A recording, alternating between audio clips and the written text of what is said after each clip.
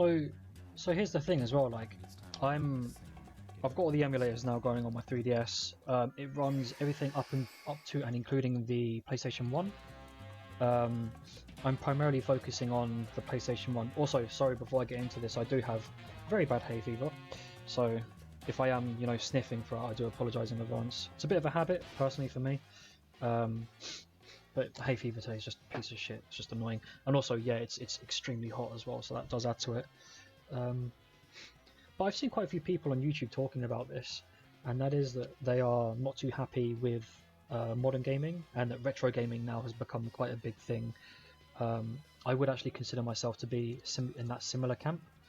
And so what I've actually got here is my 3DS, and it has now become one of the best things I've ever bought, 13 years on. And I kind of want to explain what, add my 2 cents to this modern gaming frustration, but excuse me, but also love for retro gaming now, and how I feel about this as well. As someone who's been really into retro gaming at the moment, like, it's been actually my main primary games that I've been playing are retro style games. So firstly, I want to clarify what do I mean by retro games. At the moment, I'm not actually playing any of the new systems. The Xbox Series X or the PS5. I didn't even buy them, and I'm going to get into why I won't be buying them shortly in this video, whenever that'll be. This is just me going off the top of my head for everything, but I don't have those, and I don't have access to my Xbox or PS4. I do have my gaming laptop here, which you guys can see, but it is actually broken, so it doesn't play games anymore. However, I am still using Game Pass, so I do have access to that, and I can also still stream through the cloud system to my computer and play. So I have actually been playing, I dabbled in the intro of Persona 3 Reload, and I do also try the Yakuza games, and you know what? Credit to Microsoft, the cloud streaming service for the PlayStation, for pretty much anything, whether it's mobile or PC, is pretty incredible. I can comfortably play Persona 3 Reload and the Yakuza games and all that lot without really being too bothered by the input delay. I'm quite sensitive to that, as well as frame rate, but for those kind of games, I can honestly comfortably play those games, and considering the video quality, still paying for Game Pass because my nephew uses it, and I still have it activated on my friend's account, and also me now being able to play it on the cloud. If I want to play anything, it's pretty solid, and it's a good option, so I can still play generally the latest games if I wanted to. What was my point again? Oh, but yeah, so I don't have access to those, and to be honest, I'm not that fast.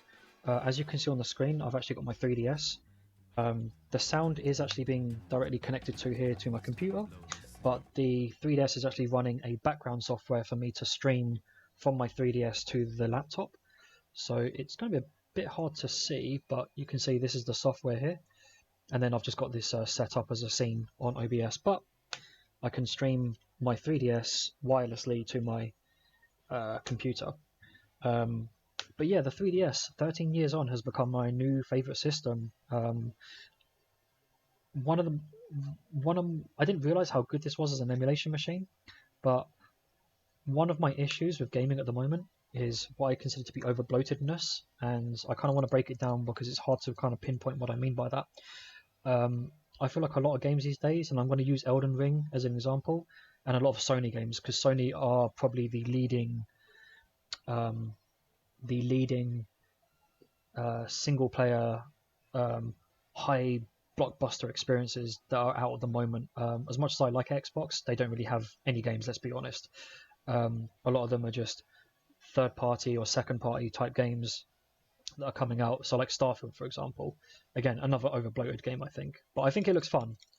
And I want to make it clear as well that before I carry on any further, I'm not saying any of these games are bad, but they just aren't appealing to me in the way that games used to be. So what I mean by over bloated, let's look at Elden Ring, for example. There's so much going on in that game that I feel like it's been overly produced. There's a lot of graphical fidelity, for example. There's so many things you can do. The mechanics and the systems involved are just so overly refined. God of War as well. Like, when I play a God of War game, I want to just play as a guy who just rips people's head off, but instead it's third person super narrative with walkie-talkie sections and over the top voice acting and motion capture, to the point that I'm now considering this the equivalent of like our Oscar bait. So as much as I like the film The Whale, it's definitely an Oscar bait film, and I think we all know what the term Oscar bait is, but now it's a Games Award bait. So the fact that God of War got Game of the Year, for example, or Elden Ring, is no fucking surprise, because those games are made to just be game award ceremony bait, Summer Games Fest bait, or the Game Awards show bait with Jeff Keighley.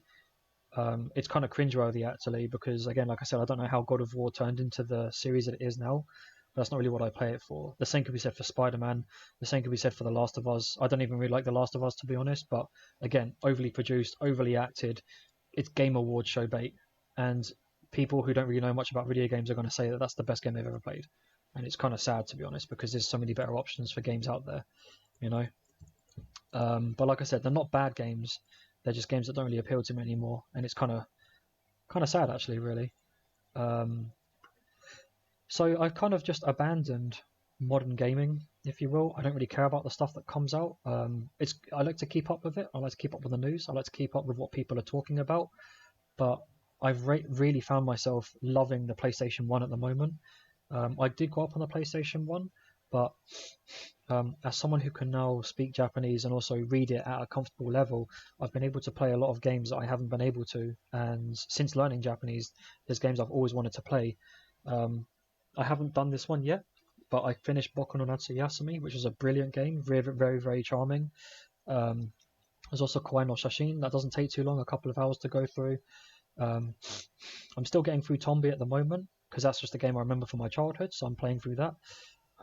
Yuyamidori Takentai is a game that I'm going to play eventually, but this is a very special game. This is the big one, and I want to be in the right mood for it. But I'm playing a lot of different games at the moment, so I'm going to come back to it. But the PlayStation 1, I've always been a fan of it, but it really is an amazing library. So, like I said, I might not have explained what I mean by over bloatedness too well, but it feels like a lot of these games back from our past, even the Xbox 360 generation, were just straight to the point. It felt like it was really refined, but everything has to be bigger and better and more badass. To quote Cliff Blazinski, who I still like, by the way. I still love the Gears of War series. I think over bloatedness also comes in the way that game development is made now as well. So game development is hundreds of millions of dollars, and because of that, it's resulted in a lot of crunch time, which I don't agree with. It's resulted in a lot of layoffs as well, which I don't agree with, of course. But because they cost so much money, it means that a lot of games now are just grinding. And something I really fucking hate right now in video games, is grinding and crafting. Ever since Minecraft came out, so many games have got some sort of resource collection or crafting involved. I don't know why that even exists. Not every game needs to be Minecraft. I hate that whenever we get a new IP, it caters to the most generic of the genres now. So games that are still FPS games, we just got like a new game based on Pinocchio and Lies of P. Why the fucking hell is that a Soulsborne type game? Why could that not just been anything else? But no, it's a Soulsborne game, because that's all people give a shit about these days, is Soulsborne. And by the way, absolutely fucking I adore Demon's Souls. The original PS3 game is incredible, and I really enjoyed Dark Souls, but everything after that, the games just lost their identity, and they haven't been fun since. It's why I don't really care about Elden Ring that much. It's why I don't really care about Sekiro. They're going to be fun to play, but they're just so generic. They're so bland. What was the other one? It was like the mechanic one, like the Forge, the Scourge or something like that. Like, it's all just Soulsborne. Why is Lies of P a Soulsborne game? So I'm just like, I'm done with a lot of the modern gaming. I'm going to go back and play a lot of old games. I've got RetroArch installed on my 3DS as well. It does actually run these games at near full speed, with a few concessions, like if you lower the settings in certain areas. But generally speaking, you can run these at full speed. So lately, Tom Denholm Crisis is hilarious. Brightest is what I would consider to be like Nightmare Creatures. So if Nightmare Creatures is the original Bloodborne, then Brightest is the original Dark Souls. Alive is a Japanese FMV game which I haven't started yet, but I've seen some videos on. Iru is like a first-person horror game with like 3D models and stuff on the PlayStation. Tombi I'm actually playing through RetroArch, which I did install to the 3DS system, but as a CIA, but it's not working. Tekken 3 Classic. I am actually currently playing in Tekken 3 tournaments at the moment and going to events and playing with friends. Oddworld, you can't go wrong. Tokimeki Memorial, based on action button reviews, much like Boku no Natsuyasumi. I've not started yet, but I will be playing. And Mizuna Falls is a game that I've come across, and I guess I'll give it a go. So now I want to talk about the budget again. The problem I have is that a lot of these Sony type games, again, I'm just using Sony because they're an obvious example, because again, Microsoft doesn't do this anymore now. But a lot of these Sony type games, all of the budget goes into a single game. These millions and millions of dollars go into a single game, like Spider-Man, like Last of Us, like God of War, like Elden Ring. And it's like, if you look at this, just this screen here, all of these games were so cheap, so significantly cheaper to make, and they were so fun. And I mean fun in terms of the mechanics. They were crazy experimental. Tondem Crisis is hilarious. Brightest is like your very first Dark Souls game, so it's quite archaic, but it's really enjoyable, and the whole world is interconnected. Alive is a Japanese, very avant-garde style FMV game that's got like a cyberpunk-esque style to it, or Blade Runner style. Iru is a game I never heard of. I find a lot of my games through people like Thor High Heels, or if I go onto YouTube and type in PlayStation 1 Secret Gems, or horror games on PS1, or Japan only games. I've never played Tron for PS1, so I guess I'll give that. I forgot what it is in English, but it's like Misadventures of Tronbon for PS1. I guess I'm going to download that and give it a go. Look at how much variety there is here. Different genres, different styles. These are some games that were just a one-off. I don't believe there's ever been a sequel to Brightest or Tondem Crisis or Alive, but they were given the money to experiment and just try something new for the PlayStation. But now everything is so homogenized.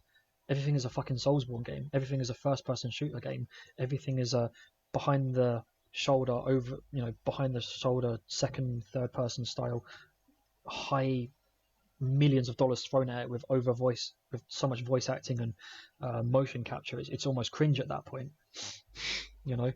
Every Ubisoft game is just the exact same fucking game of go around and collect things. And I've still never played an Assassin's Creed game because I didn't think that genre was that good to begin with anyway.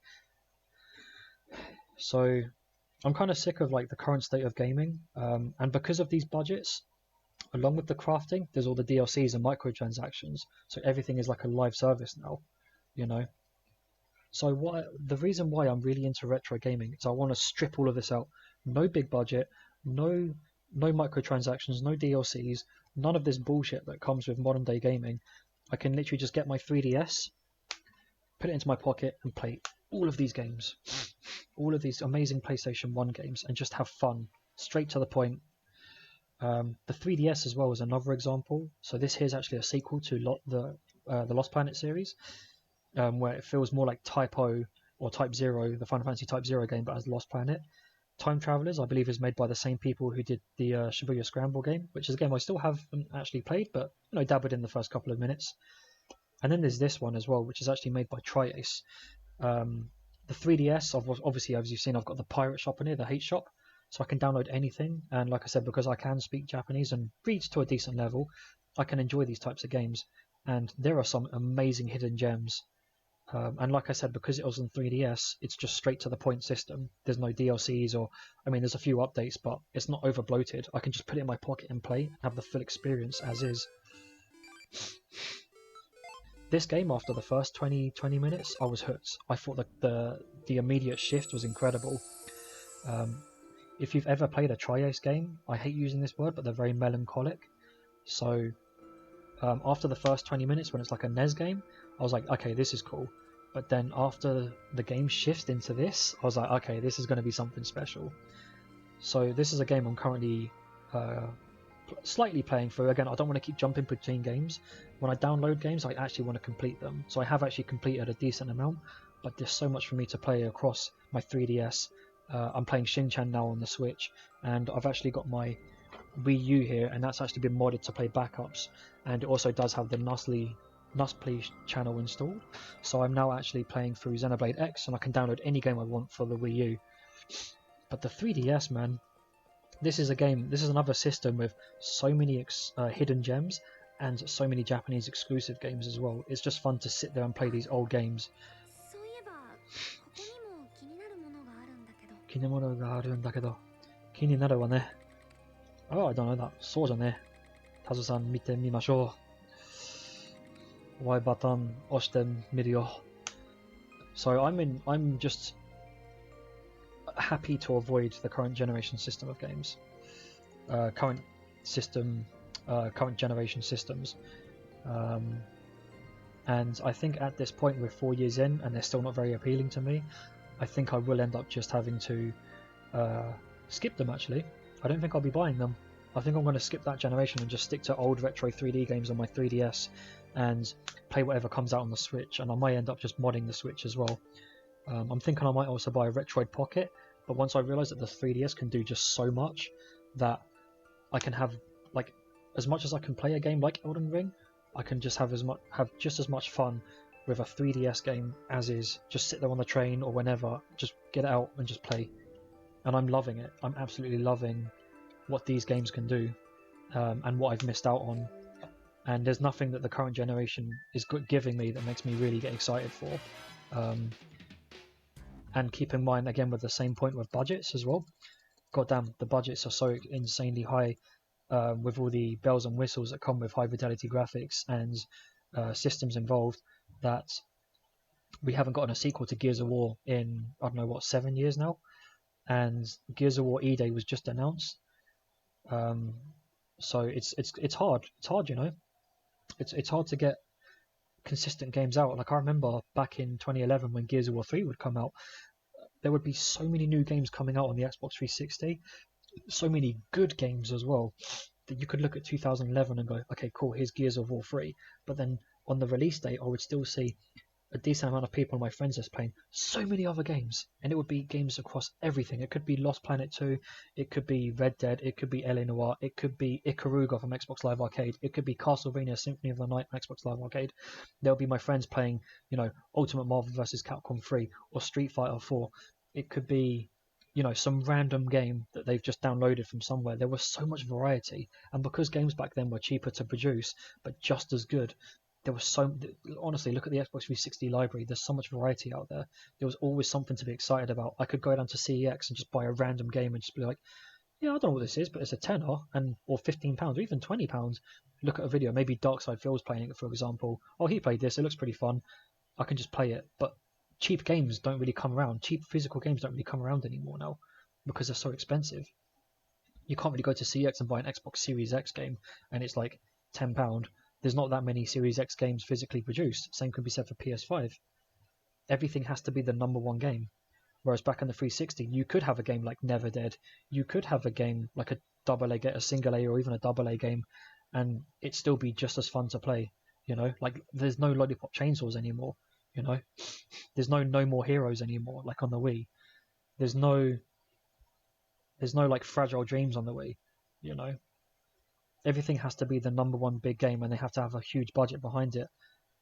But, you know, I give credit to the indie scene. There was a game that came out recently called Penny's Big Breakaway, and that game is incredible. I think we're at a point now where we're going to have to leave it to the indie developers to give us games that we want, because they are genuinely producing some incredible games, like the recent, like Ultra Kill, which I really enjoyed, even Vampire Survivors, Bolotaro. I can't even pronounce it, something like that.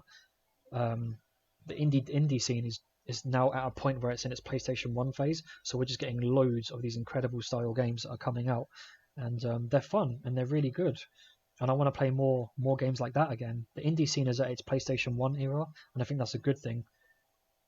But for me personally, going back and playing all these old games without needing a new system is kind of where I'm quite satisfied and happy with. Like I said, I want to make it clear, I'm not ranting on new games. I don't want to make it sound like they're all trash, because they're not bad. They're objectively good, but they're subjectively boring, you know.